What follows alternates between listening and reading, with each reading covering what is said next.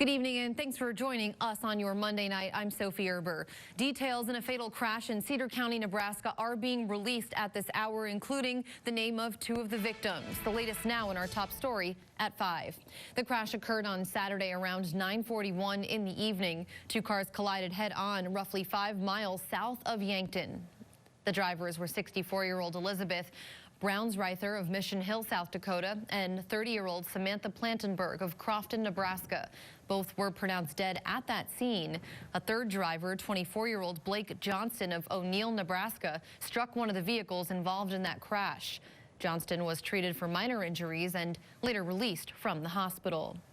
In national news, the Biden administration is rolling back some Trump-era policies that have to do with gay and transgender health care. The White House tonight says the move is designed to make sure those communities are protected against discrimination. KCAU 9's Washington correspondent Trevor Shirley has the latest.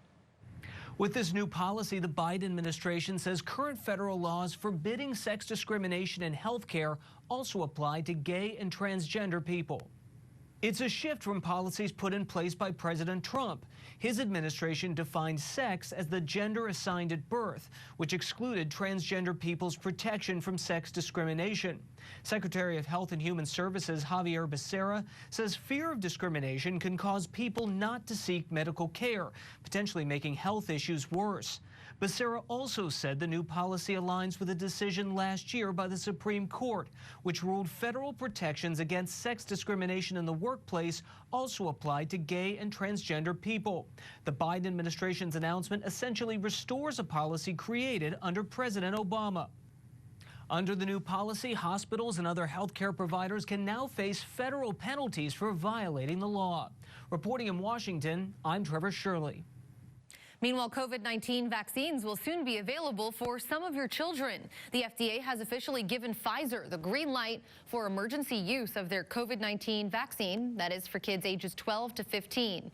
Now, Moderna is also expecting results from a study to give the same green light for 12 to 17-year-olds sometime this summer. For parents who still hold concern over the vaccine, health officials tonight remain certain these are the necessary steps towards ending the pandemic. I think as we look to move forward, it's important as many people as possible that are eligible get the vaccine. The importance of this is that it's proven effective in reducing the transmissibility, which results in fewer cases, which means overall we don't get back to that situation we were in about a year ago. Greem encourages parents to talk to their pediatricians or physicians if they still have questions regarding the vaccine. And opportunities to receive the shot remain abundant here in Siouxland, whether you prefer to stop in person or a drive-through style event. Today, vaccines were offered along with fresh produce and dry goods at the Drive-Up Food Pantry. It was hosted by St. Thomas Episcopal Church and Drilling Pharmacy. And this pantry is held every week, and organizers say offering the vaccine there helps to protect some underserved Siouxlanders.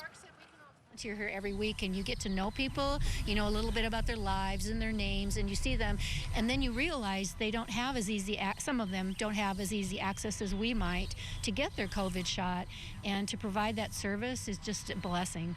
Okay, well, Drilling Pharmacy will be back at the pantry on May 24th for anyone who would like to get their vaccine there. The town of Quimby, Iowa is under a water boil advisory tonight. This following a fire hydrant leak. Now, an official tells KCAU 9 News that town residents are asked not to use tap water for cooking or for drinking. The boil advisory remains in effect until further notice.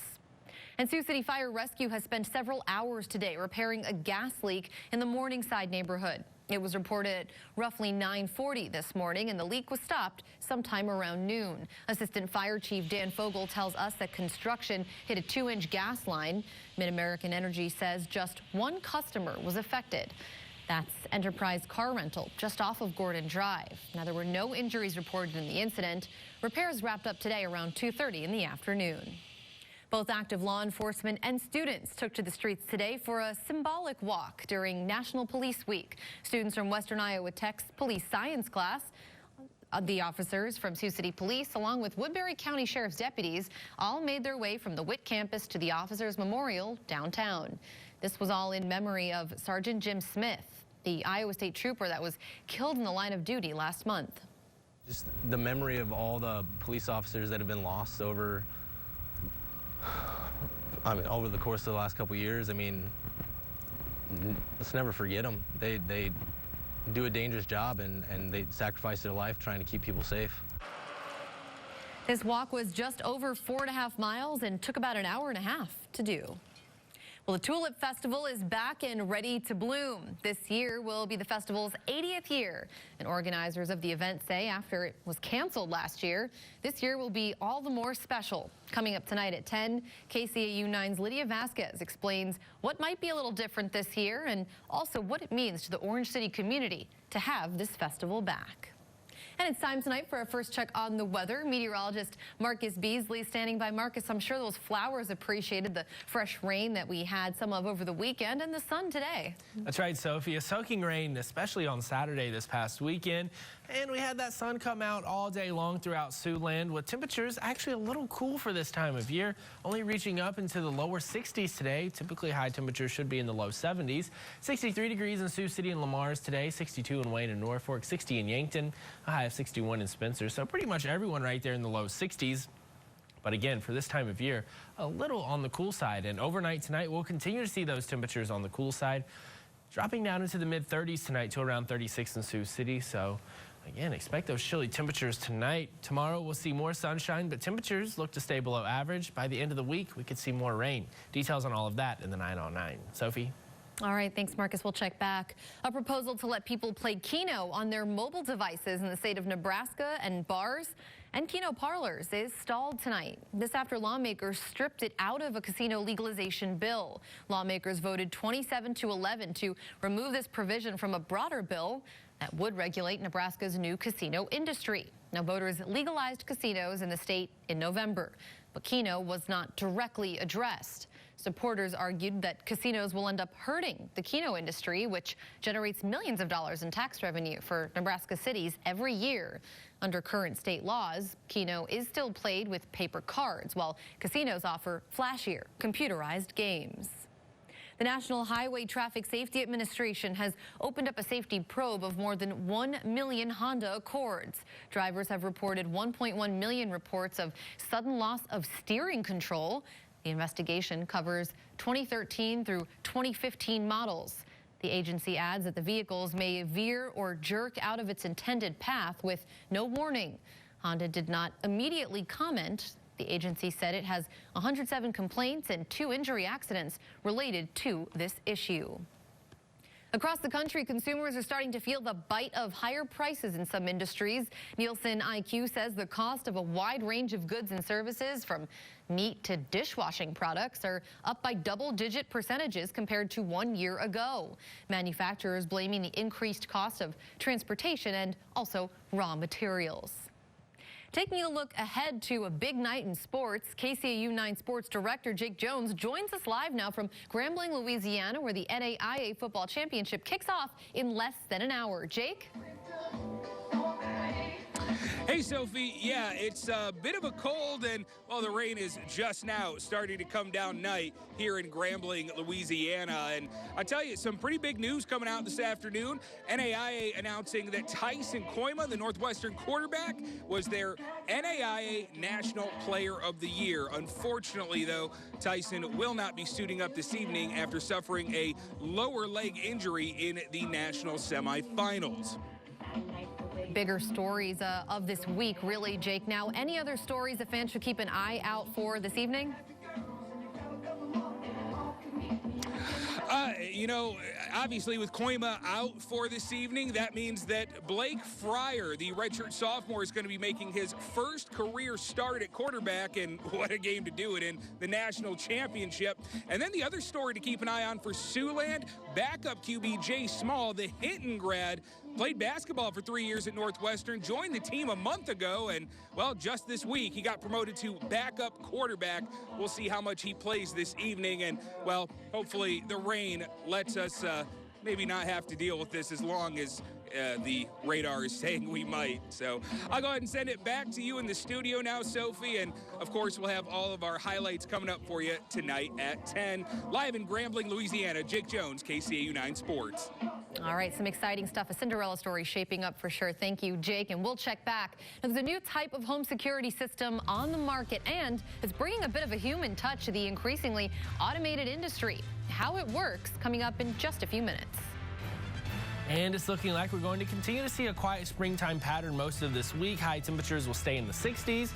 But as we head into the weekend, we are going to have a rain chance. Details on all of that after the break.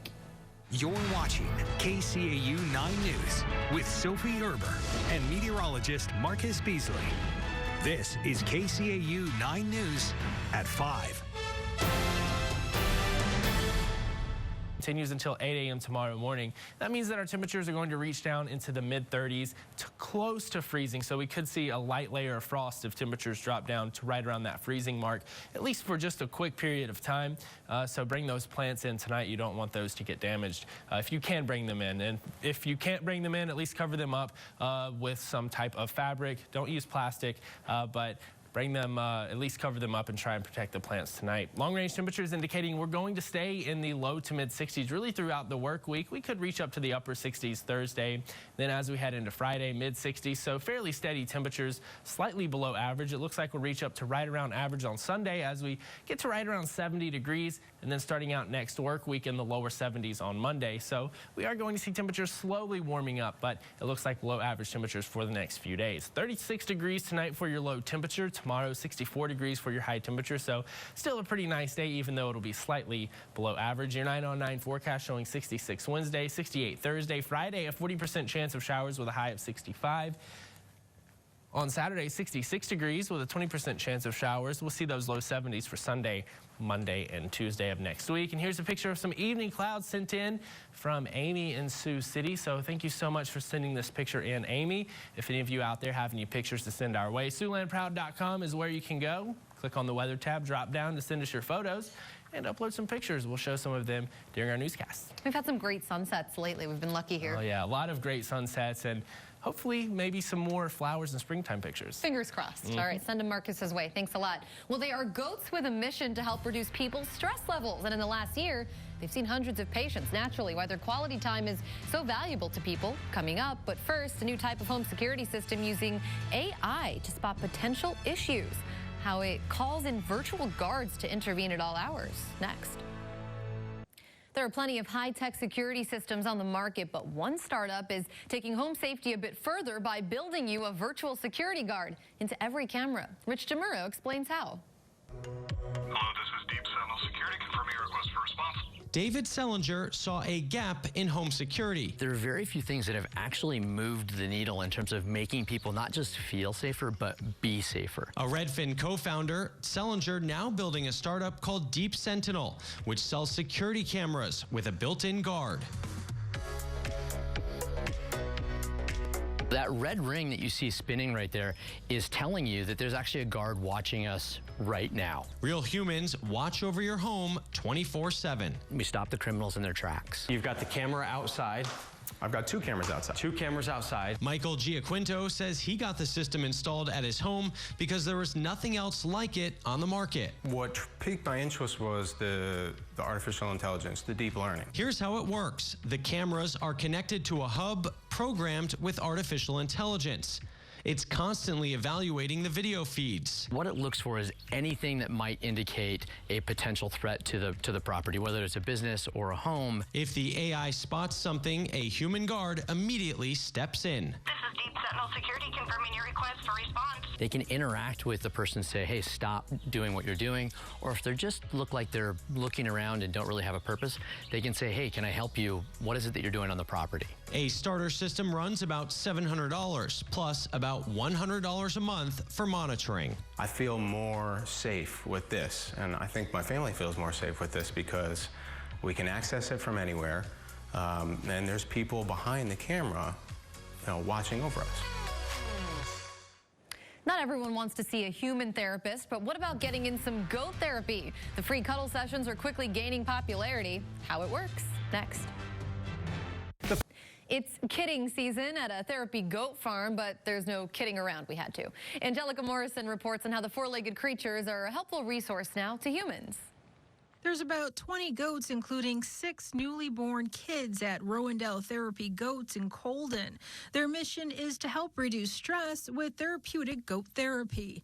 Over the past year, hundreds of folks have come here to interact with the goats and kids. The best part about it is visiting with the goats is free. You just have to make a reservation. It's different for every single person who comes out. Obviously, we all have different limitations. So for the most part, it's about connection. It's about feeling like you're connected with something, mostly something in nature, and the goats help do that. So whether it's just cuddling a goat or it is full on getting on the ground and like laying with the goats, we do everything from, you know, a simple touch to like complete interaction. A visit with Rowendell Goats has been a popular activity during the pandemic. The pandemic made us kind of a place to be, and it's been very popular. So much so that I think, you know, we're building a new barn because of it so that we can offer it to more people.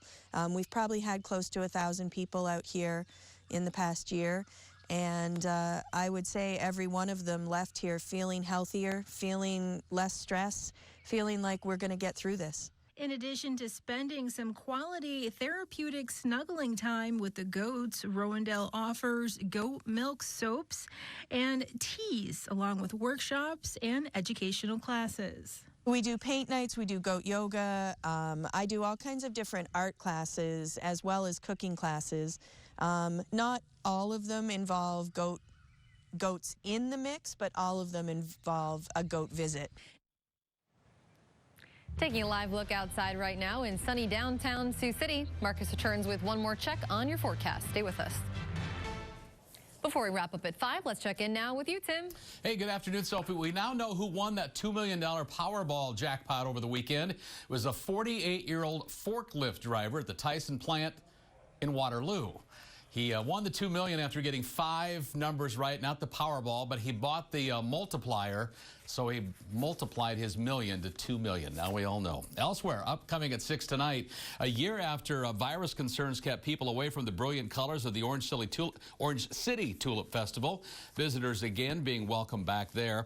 What's in store for the 2021 festival when it gets started later this week, and a preview at 6. Also after World News tonight, educator who's looking to give out high fives, but of course COVID got in the way. You'll be impressed by the way some engineering students found a workaround to make sure he could get back to slapping high fives. We'll have that coming up. Engineers can do absolutely anything. And in the weather department, kind of below average temps, but not a bad night. Yeah, a little chilly tonight. Temperatures dropping to the mid-30s tomorrow. Very similar to today. All right, thanks, Marcus. Thank you for joining us. We'll see you again at 6. And until then, have a great night.